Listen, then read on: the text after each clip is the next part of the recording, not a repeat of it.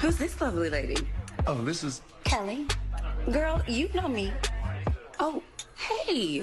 How you doing? You know, folks, when it comes to Sistas, let's just focus on this season in general. I might bring up season 3 as a reference, but for the most part, I just want to talk about season 4.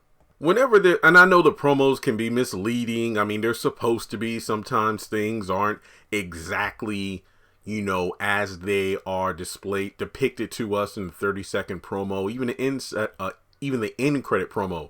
For example, some people said, "Hey, Jeremy, in the promo for last week's episode, when Karen and Fatima faced off in the penthouse, you got Fatima saying a lot can happen in 9 months, and then Karen saying be careful." But then that be careful might be about Zach, not about, Fatima trying to go after Karen. And that was correct. Other times the promos are, well, pretty straightforward, in your face. Like, hey, what you see is what you get. But I remember the promo for the episode, what was it, like episode 6? When you had that god-awful scene with Danni and Preston, where Preston is pleading with this woman to take his hand and show him how to be the right man for her, not for all black women, not for the black struggle, but I want to be the kind of man that you need, Danni. What do you need from me? And what did she do? Gave one of the worst monologues I've ever heard in television.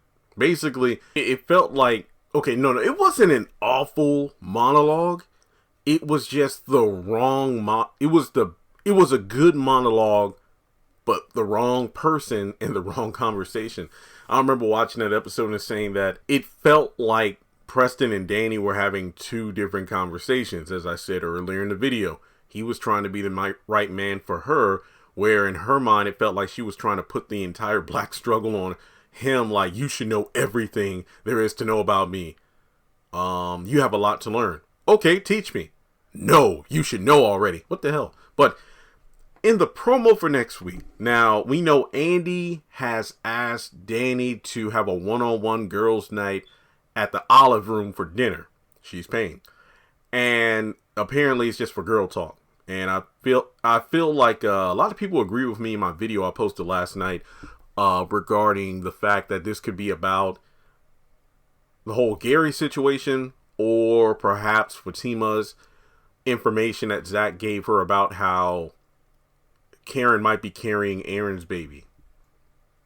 Now, we see that Danni, and I want to get, every time I want to give this woman the benefit of the doubt and say, you know what, I don't want to get pissed off at a promo, the episode comes out and then I end up getting pissed off because things are exactly how I thought they would go / I hope they wouldn't go.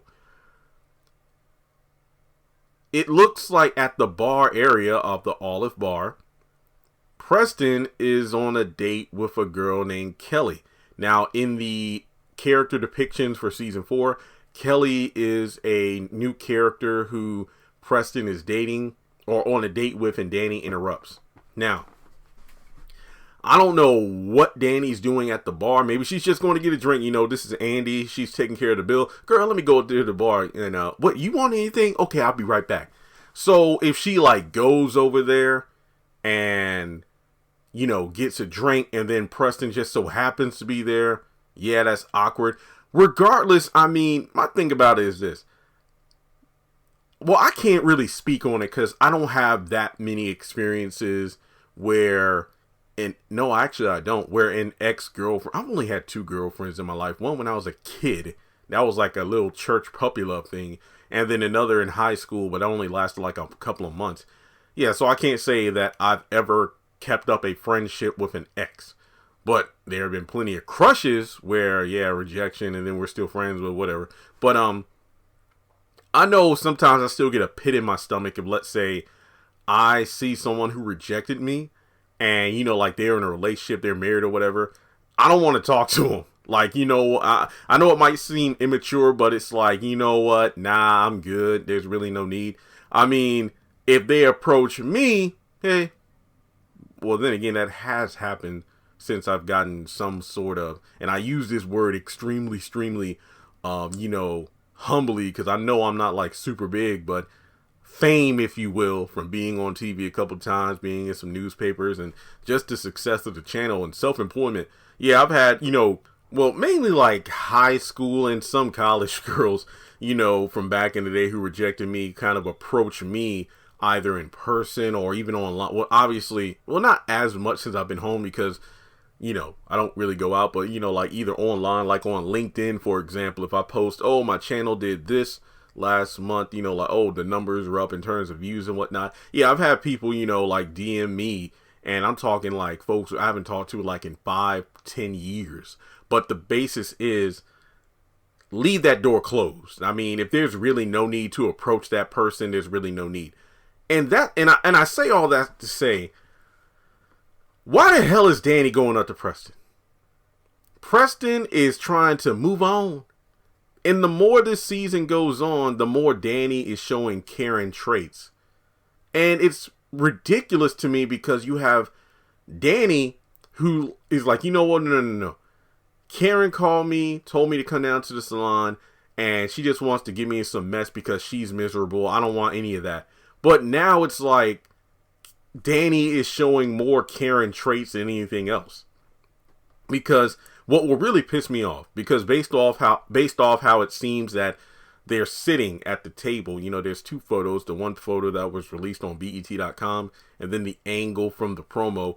My guess is that with Danni sitting in the booth area, that's possibly an angle where if you look straight across, that's where the bar area is, and maybe she sees Preston at that angle. Or it could be, oh, I'm going to the restroom, or I'm going to the bar to give me a drink. One of those scenarios, and she just so happens to see Preston in her line of sight. But why in the hell would you go up to him and interrupt the date?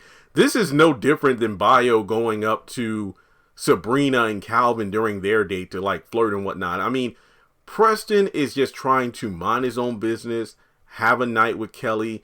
And what are you intruding for? This is just like when you came to the salon. He was there he was eventually coming to pick up Tanya. Then you came because Karen called. Again, I want to give it the benefit of the doubt. And apparently Kelly knows Danni. Oh, hey, girl. I don't know. And then you could just tell because Preston's having like a facepalm moment there. And I don't know. I feel like I want to cut this video short due to the fact that I know when the episode comes out, I'm going to be pissed off and do an entire video ranting about it because it's just sad at this point. Her rolling up on Preston and Kelly is just like Karen rolling up to Zach's place in the next episode. With Zach being in jail, I don't think that Zach is going to call Karen or have Jake call Karen. So why is Karen popping up at the house? I mean, does Pam find out about Jenna? I know I'm jumping into another subject, but does Pam find out about Jenna being a cop and, oh, girl, Zach got arrested. So then she goes by the house. But then again, if she got arrested, why is she going by the house? But then, like I said, that's another subject. But yeah, Danni, based off what we have in the promo, there is no reason for her to roll up on Preston like that. Like I said, it could just be, oh, I'm rolling up to the bar and Preston just so happens to be sitting next to where I need to stand to get the drink, and then it's, oh, Preston, and even then it's like awkward. But I don't know, it really hurt to make this video because I really enjoyed Danni the past few episodes, especially with the penthouse stuff. I'm like, this is classic season 1 Danni, and then we're going right back to the Danni I can't stand. So just let the man move on and be happy, or at least attempt to be happy, because it's not your fault you don't know what to do with a good man when you have one. So don't stop him for trying to find a better woman. That's it. All right, guys. Thanks so much for tuning. Oh, actually, no. Something else. I hope this isn't the angle that Tyler Perry takes with Preston, but I hope it isn't like Preston going out on dates with like countless black women to try to learn and then come back to Danni having learned everything. And then they get together. I think that would be an awful way to write the character of Preston. Not to mention, kind of like snowflakes, no two black people are alike. I'm not even talking about appearances, personalities, quirks, likes, dislikes, to lump us all up into the same category of, or excuse me, to lump black women into the same category of, okay, so after, well, then again, no. If you lump all the women into the same category, then what's the point of Preston dating like 20 women when he could just date one black woman, learn about everything that's offensive, racist, yada, yada, yada, and then after dating that one girl, go back to Danni? Yeah, I'm confusing myself. Okay, like and subscribe, hit the bell icon and select all, and follow me on social media. Links are in the description below.